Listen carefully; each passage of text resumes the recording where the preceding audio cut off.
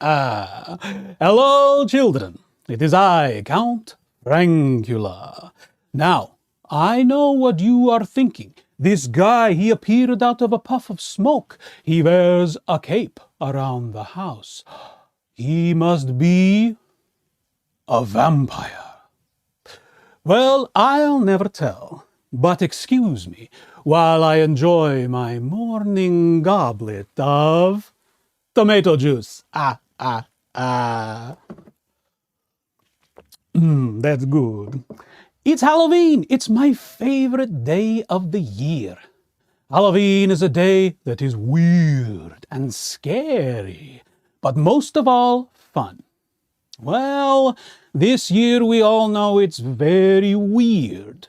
Most of us are not going into our schools the way we normally do, or seeing all of our friends in person, or even going to the playgrounds we love to go to.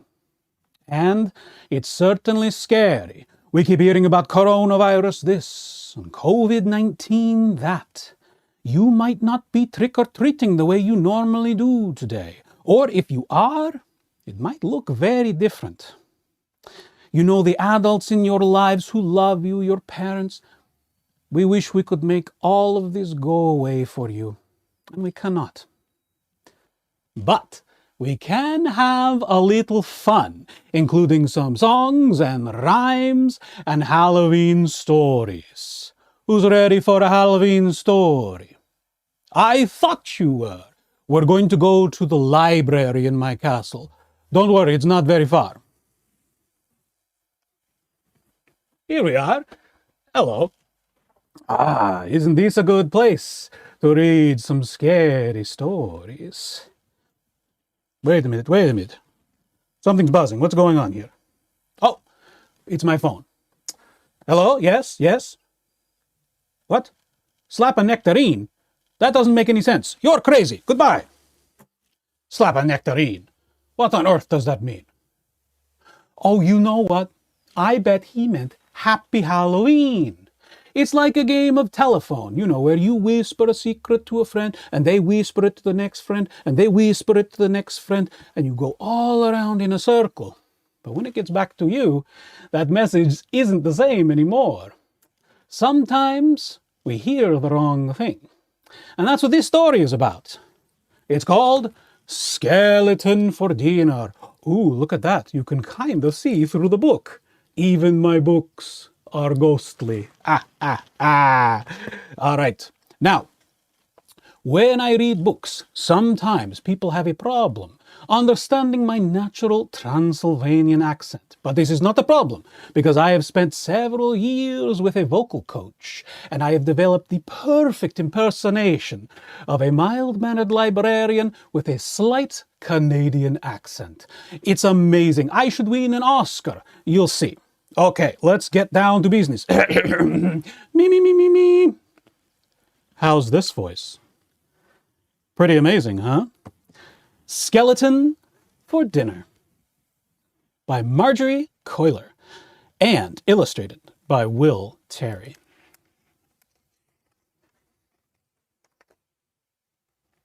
One day, Big Witch and Little Witch decided to brew a stew.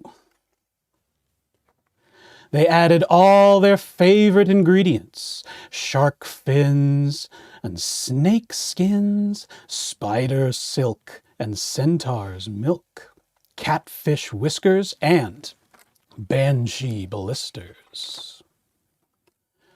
Big Witch took a taste. "This is so yummy," she said. "Let's invite our friends for dinner." "What fun," said Little Witch. "I'll make a list. Ghost, ghoul, and skeleton," boomed Big Witch. "We must have skeleton for dinner." Just then, Skeleton was clickety-clacking up the hill. As he reached the top, he saw Little Witch's list pegged to a tree. He heard what Big Witch said to Little Witch. I think they want to have me for dinner, cried Skeleton. I don't want to be eaten. His bones began to quake and shake. Before the witches saw him, he rat-a-bat-tatted down the hill and jingle-jangled as fast as he could to ghosts. The witches want me in their stew, and they want to eat you too, he screeched. Oh no, wailed Ghost, and she floated after Skeleton. They scooted by the graveyard where a ghoul was shoveling dirt. Where are you going in such a hurry? He asked. The witches want us in their stew, and they want to eat you too, said Skeleton. Yikes, shouted Ghoul. Let's go hide. And he dashed after the others. Back on the hill, Little Witch said, I'm off to invite our friends for dinner. And away she flew on her broomstick. But when she got to Skeleton's, he was nowhere to be seen. Maybe he's at Ghost's, thought Little Witch. But she didn't see anyone at Ghost's house either. I bet they're all at Ghoul's, thought Little Witch. She zoomed to the graveyard. It was as quiet as the moon. Where is everybody? Said Little Witch. How can I invite our friends for dinner if they've all disappeared? She flew back to the top of the hill. I couldn't find anybody at home, she told Big Witch. I guess we'll have to eat our stew all by ourselves. And I was really looking forward to our party. She took down the sign and began to cry. Crow flew down and picked it up. I think I know what's wrong. Ah! He cawed, and off he flew, flapping his wings. He went to Skeleton's. No skeleton. He went to Ghost's. No ghost. He went to Ghoul's. No ghoul. And then he saw footprints leading into the woods. He followed them to a big tree. Up, up, up he flew. What are you doing here? Asked Skeleton. I came to tell you that the witches want you to come for dinner. Ah! You mean they want to eat us for dinner, said Skeleton.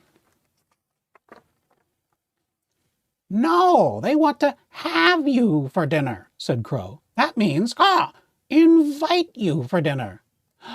Oh, said Skeleton. Well, that's different from what I thought. I'm hungry. Let's go. So Skeleton, Ghost, and Ghoul came down from the tree. They picked some poison ivy to take to the witches for their stew. When they got to the top of the hill, the witches were so happy to see them. Their faces lit up like jack-o'-lanterns. Come and eat, shouted Big Witch. Have a seat, shouted Little Witch. And we'll get you a treat, said both witches together.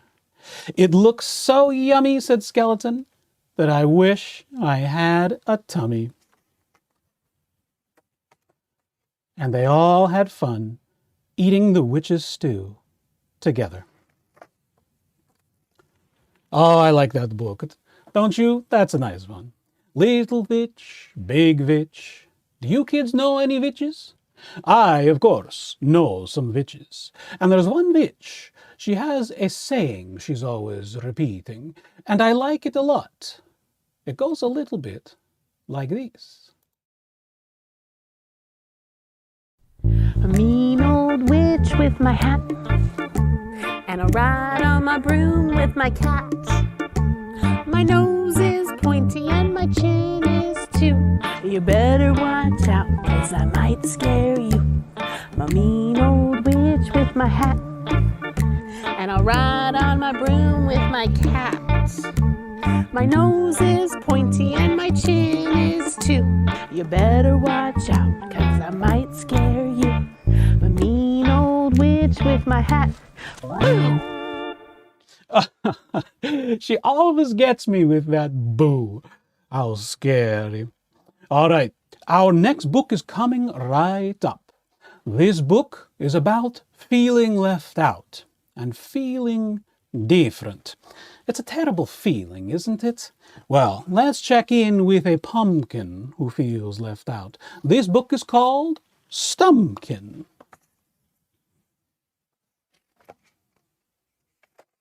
By Lucy Ruth Cummins. And now, the voice. It was a few days before Halloween. Outside a little shop in a big city, a shopkeeper placed some pumpkins on the shelves. A girl came and looked at the pumpkins. When she was done, she picked one up and carried it away. The other pumpkins worried after their friend. But later they spotted him across the street and up very high.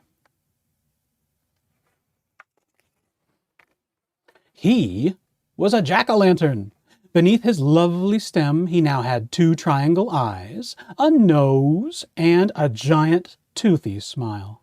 He had a new home, a perch all to himself high above the street. What more could anyone want? Thought the pumpkins. They were thrilled for their friend, and thrilled that they too might one day be jack-o'-lanterns.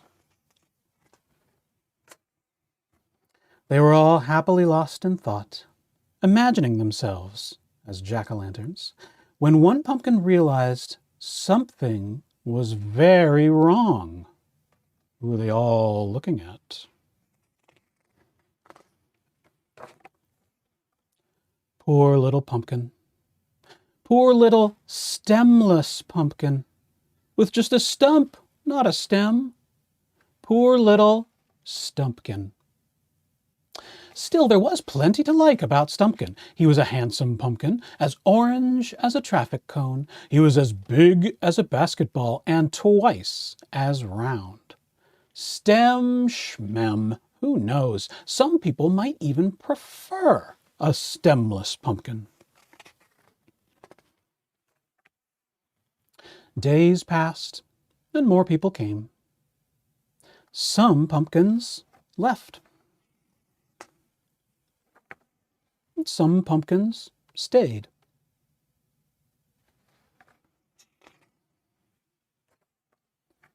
It wasn't yet Halloween. There were still plenty of windows that needed jack-o'-lanterns.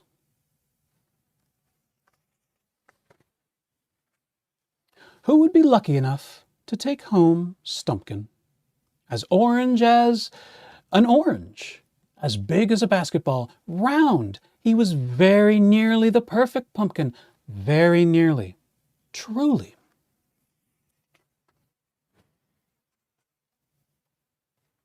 The next day, new people came.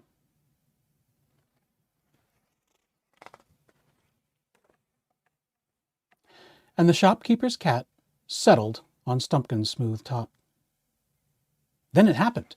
A brilliant baby chose Stumpkin, until a bad dog ruined it. Ruff, ruff, ruff. Meow. And the baby changed his mind. That one.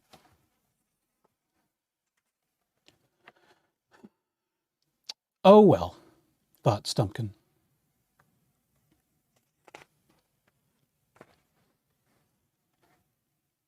It was the day of Halloween. There were still a few empty windows. 2 were left on the shopkeeper's shelf. A boy came, and when the boy left, Stumpkin remained. The gourd, thought Stumpkin. I guess that's that.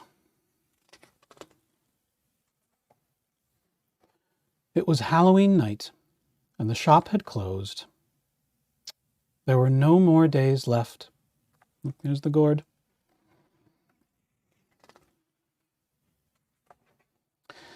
The shopkeeper scooped up poor Stumpkin and carried him off.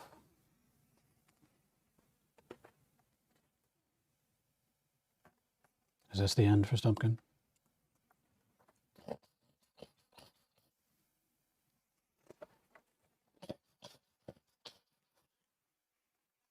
going on? Stumpkin wouldn't be getting a window, and he wouldn't be getting a new home. He already had a home. And that made Stumpkin very, very happy. Oh, isn't that nice? I love when books have happy endings. Knock, knock. Zombie. Zombie needing to get inside, so you'd better open this door. I love a good joke. But you know what I love even more? A bad joke. And can you believe it? They let me do some stand-up comedy down at the comedy club the other weekend. And they let me keep the video of it. Would you like to see it? Of course you would. Of course you would. Ladies and gentlemen, please give a warm Chuckle Hut welcome to the guy who will tickle your funny bone, Count Frankula. Thank you everybody. It's my first time doing stand-up comedy tonight, so please everyone be easy on me, okay? You know, I just flew in from the coast, and boy are my bat wings tired. All right, let's get to the jokes, huh? You know, I'm happy to be here today. I'm happy to be anywhere in the day other than the coffin I sleep in. Okay, here they come. What song do vampires hate? You are my sunshine. What is a ghost's favorite fruit? Blueberries. What did the werewolf do when the Halloween movie got too scary? He pressed pause. Okay. What was the witch's favorite subject in school? Spelling. I like that one. What does the spider do with his computer? He goes on the World Wide Web. That's a good one. I got a million of them, folks. Don't worry. How did the monster invite her friends to her Halloween party? She sent them an email. Okay. Why did the mummy become a musician? Because everybody loved his raps. I don't get it. Didn't like that one, huh? It's all right. I got more. Why is the monster always ready to go camping? Because she always packs her tentacles. Where did the bats borrow their books? The Flybrary. What is a scarecrow's favorite fruit? Strawberry. And finally, what did the audience say to the vampire comedian who's not very good at telling jokes? That's what I thought. Oh, they're a tough crowd. You know, maybe I should stick to my day job. Or is that my night job? Okay, we have one more story for you today. This is a favorite of a lot of people, and it has a lot of wonderful Halloween creatures and monsters in it. I refer, of course, to Room on the Broom by Julia Donaldson, illustrated by Axel Scheffler.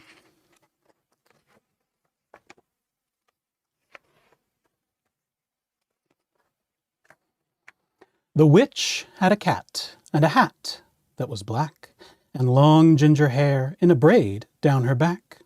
How the cat purred, and how the witch grinned, as they sat on their broomstick and flew through the wind. But how the witch wailed, and how the cat spat when the wind blew so wildly it blew off the hat. Down, cried the witch, and they flew to the ground. They searched for the hat, but no hat could be found. Then out of the bushes on thundering paws there bounded a dog with a hat in his jaws. He dropped it politely, then eagerly said, as the witch pulled the hat firmly down on her head, "I am a dog, as keen as can be. Is there room on the broom for a dog like me?" "Yes," cried the witch, and the dog clambered on. The witch tapped the broomstick, ding, and whoosh, they were gone. Over the fields and the forests they flew. The dog wagged his tail, and the stormy wind blew. The witch laughed out loud and held on to her hat, but away blew the bow from her braid. Whoop! Just like that. Down! Cried the witch, and they flew to the ground. They searched for the bow, but no bow could be found. Then, out from a tree with an ear-splitting shriek, there flapped a green bird with a bow in her beak. She dropped it politely and bent her head low, then said, as the witch tied her braid in the bow, "I am a bird as green as can be. Is there room on the broom for a bird like me?"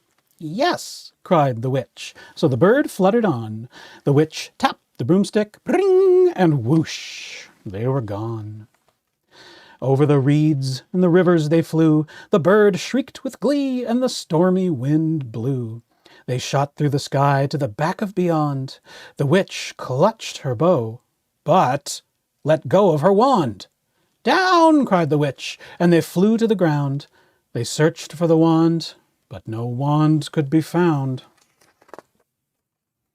Then all of a sudden, from out of a pond, leaped a dripping wet frog with a dripping wet wand. He dropped it politely, then said with a croak, as the witch dried the wand on a fold of her cloak, "Ribbit, I am a frog as clean as can be. Is there room on the broom for a frog like me?" "Yes," said the witch. So the frog bounded on. The witch tapped the broomstick, and whoosh, they were gone. Over the moors and the mountains they flew. The frog jumped for joy, and the broom snapped in two. Down fell the cat, and the dog, and the frog. Down they went tumbling into a bog. The witch's half-broomstick flew into a cloud, and the witch heard a roar that was scary and loud. "I am a dragon, as mean as can be, and witch with French fries tastes delicious to me." "No!" cried the witch, flying higher and higher. The dragon flew after her, breathing out fire. "Help!" cried the witch, flying down to the ground. She looked all around, but no help could be found. The dragon drew near with a glint in his eyes and said, "Just this once, I'll have witch without fries." Oh gosh, you guys, this looks pretty scary. Don't worry, I happen to know it turns out okay? But just as he planned to begin on his feast, from out of a ditch rose a horrible beast. It was tall, dark, and sticky, and feathered, and furred. It had 4 frightful heads, and wings like a bird. And its terrible voice, when it started to speak, was a yowl, and a growl, and a croak, and a shriek. It dripped and it squelched as it strode from the ditch, and it said to the dragon, "Buzz off, that's my witch." The dragon drew back, and he started to shake. "I'm sorry," he spluttered. I made a mistake. It's nice to have met you, but now I must fly." And he spread out his wings and was off through the sky. Then down flew the bird, and down jumped the frog. Down climbed the cat, and phew, said the dog. And thank you, oh, thank you, the grateful witch cried. Without you, I'd be in that dragon's inside. Then she filled up her cauldron and said with a grin, "Find something, everyone, throw something in." So the frog found a lily, and the cat found a cone, the bird found a twig, and the dog found a bone. They threw them all in, and the witch stirred them well. And while she was stirring, she muttered a spell. Iggity, ziggity, zaggity, zoom. Then out rose a truly magnificent broom, with seats for the witch and the cat and the dog, a nest for the bird, and a pool for the frog. "Yes," cried the witch, and they all clambered on. The witch tapped the broomstick, and whoosh, they were gone. Ah, yes, that's a very good one. All right, it's time for the big musical number. Let me set the scene for you. A couple is taking a romantic stroll in a quaint village at night. But they get more than they bargained for. for this is Halloween.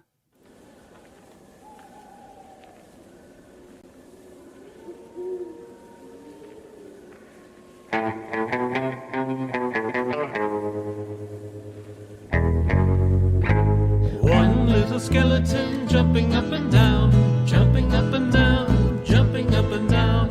One little skeleton jumping up and down, for this is Halloween.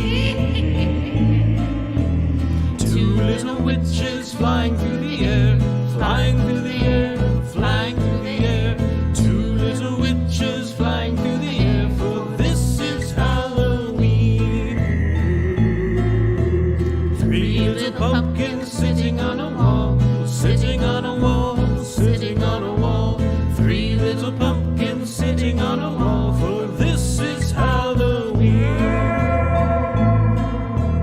Four little goblins running in the woods, running in the woods, running in the woods. Four little goblins running in the woods, for this is Halloween. Five little black cats meowing at the moon, meowing at the moon, meowing at the moon. Five little black cats meowing at the moon, for this is Halloween. Six little bats hanging upside down, hanging upside down, hanging upside down. Six little bats hanging upside down, for this is Halloween. Seven little ghosts going woo through the town, woo through the town, woo through the town. Seven little ghosts going woo through the town, for this is Halloween. Eight little spiders spinning a web, spinning a web, spinning a web. Eight little spiders spinning a web, for this is Halloween. Nine little owls asking who, asking who, asking who. Nine little owls asking who, for this is Halloween. 10 little children saying trick or treat, saying trick or treat, saying trick or treat. 10 little children saying trick or treat, 'cause this is Halloween.